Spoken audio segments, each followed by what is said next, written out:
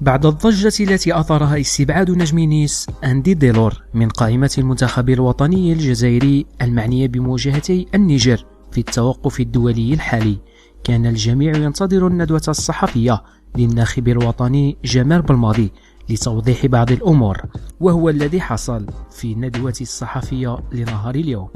صرح بلماضي أن خبر إمضاء ديلور على بند مع فريقه نيس للغياب عن كأس الأمم الإفريقية القادمة كان على علم به منذ شهر تقريبا، وأنه تحدث مع اللاعب عبر رسالة نصية قال فيها أن ديلور يريد التركيز مع ناديه وقطع المشاركة مع المنتخب مؤقتا لمدة سنة. بلماضي بعد هذا النقاش كشف أنه ألقى باللوم عليه وعلى ناديه، وأن الالتزام مع المنتخب مقدس بالنسبة له. فهل هي نهاية قصة أندي ديلور مع المنتخب الوطني؟ On va commencer par le commencement.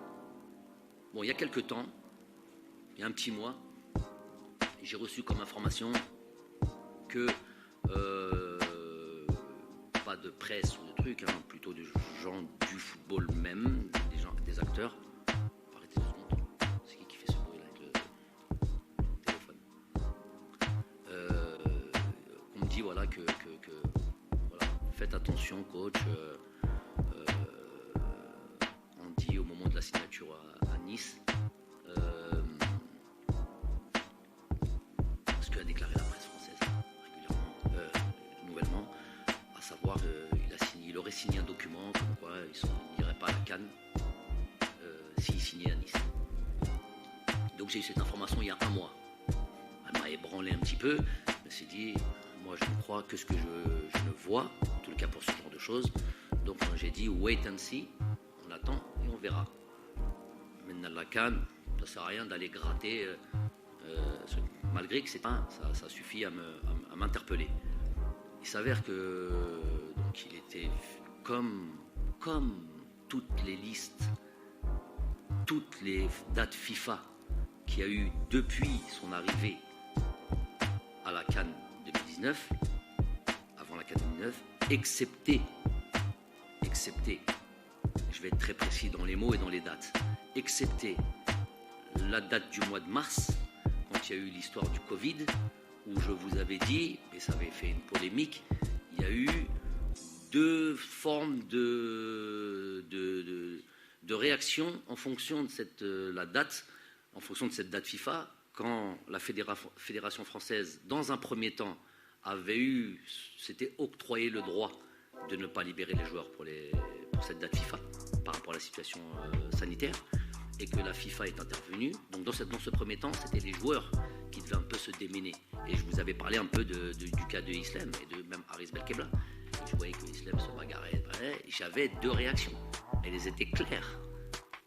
Un, le club ne veut pas, c'est fini. L'autre, ça se bat avec Olas, ça se bat avec Juninho, ça se bat là. Aris Belkebla, pareil, parce que je ne l'avais pas cité. Il n'y avait pas que Andy Delors, il y avait eu un autre, on le laisse, la Koulihel, pareil. Vous avez très très vite accepté l'idée. 5 jours plus tard, la FIFA intervient sur ce dossier et impose au club de libérer les joueurs. À ce moment-là, je n'ai pas pu oublier les différentes réactions des uns et des autres. L'investissement pour cette équipe nationale, l'investissement pour ce pays, pour moi, il est indispensable, primordial, celui qui échappe, celui qui se rate là-dessus. On a déjà eu des gros soucis dans le passé. Vous les avez soulignés plusieurs fois, des joueurs qui venaient en tirant le truc et presque ils venaient à contre-cœur. Vous les avez eus, vous les avez souvent nommés, vous en avez souvent fait des histoires. Donc on ne veut plus revivre ça. Et pour moi, c'est inadmissible de revivre ça. On vit en équipe nationale avec beaucoup de volonté, beaucoup d'enthousiasme, beaucoup de dynamisme et tout ça. Et c'est quelque chose qui doit nous tenir à cœur pour pouvoir après performer, pour pouvoir s'identifier réellement à notre équipe nationale, donc à notre pays. C'était pas le cas à cette époque-là. J'ai fait ce que j'avais à faire. Et j'ai eu une discussion très claire avec lui, très claire avec lui, où je lui ai fait part de mes reproches. Il n'a pas eu de réponse à ça, rien dit, et il est revenu en sélection. Ça. Donc, il a fauté, il a truqué. Mais c'était resté un petit peu dans un coin de ma tête. Je veux juste citer quelque chose, je les ai notés parce que c'était important, parce qu'il me semblait qu'il y avait, en termes de statistiques, parce que certains ont l'impression et font passer, diffusent l'idée que le gars n'a pas été utilisé. Donc, dernière date FIFA, il est convoqué. Il se blesse en venant ici à Sidi Moussa, lors de nos 3 matchs. J'arrive doucement. Voilà. La Mauritanie, le Mali et la Tunisie. Il se blesse dès le 2e jour d'entraînement, il rentre. Mois de mars, je viens de vous l'expliquer, c'est la date du Covid. Mars avant. Juste avant, la date FIFA, c'est novembre 2020. Titulaire contre le Zimbabwe. On avait 2 matchs. Titulaire contre la date FIFA d'avant, octobre 2020. Titulaire contre le Nigeria. On avait Nigeria Messi titulaire contre le Nigeria. La date d'avant, c'est novembre 2009. Titulaire contre le Botswana. On avait deux autres. La date d'avant, c'était octobre 2019. Colombie, Congo, blessé. La date d'avant, c'est la CAN. Elle fait un mounana maintenant. Parler trop vite, c'est pas bien. Le joueur était important. Le joueur a eu le temps de jeu, a eu largement son temps de jeu quand il était disponible. 2 fois blessé, 1 fois l'épisode du Covid. Ça, c'est pour ceux qui disent Hagar. Donc maintenant, on va passer à la chose et on va terminer là-dessus.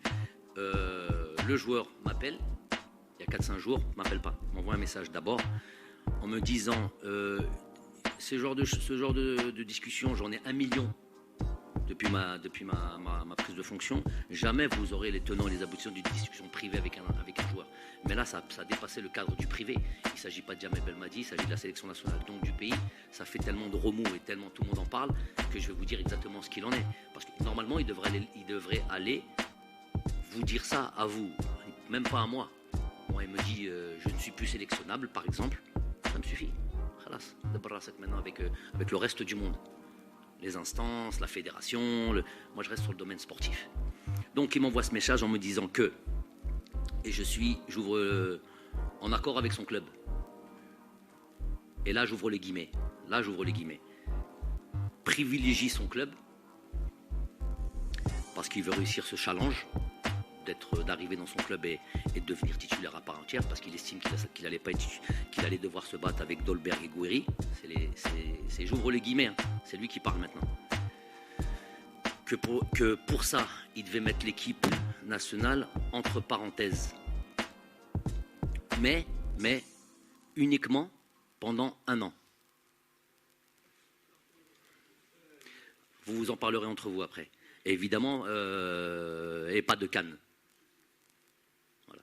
Donc ce qui m'avait été dit 1 mois plus tôt, a été confirmé par le joueur lui-même.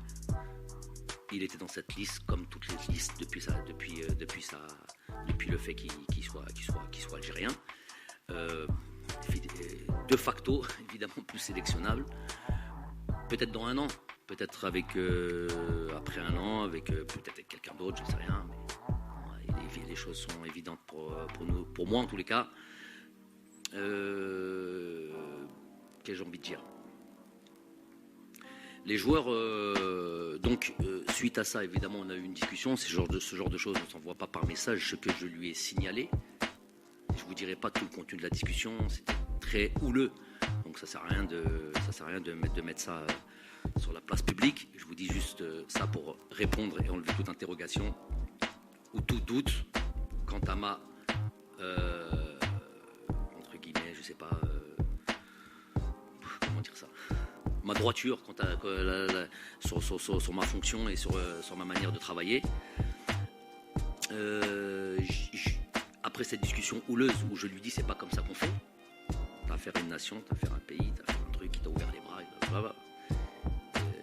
Je lui ai blâmé lui évidemment, j'ai blâmé son club, son directeur sportif m'a appelé et on a eu une discussion, je lui ai confirmé les dires que j'avais sur Andy et sur l'éthique du club.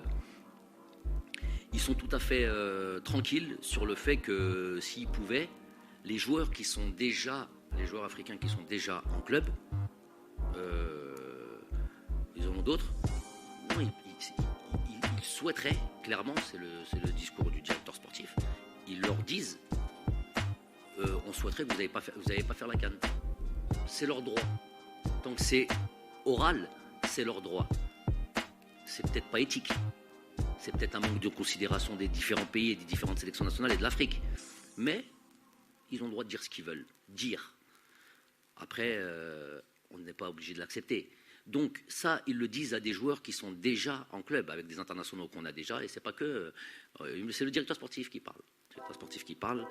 On a dit ça à tous nos internationaux africains. On leur dit, voilà, on souhaiterait que vous ne faites pas la CAN, mais si le joueur a envie de l'aider, il y va. Alors imaginez le joueur qui n'a pas encore signé.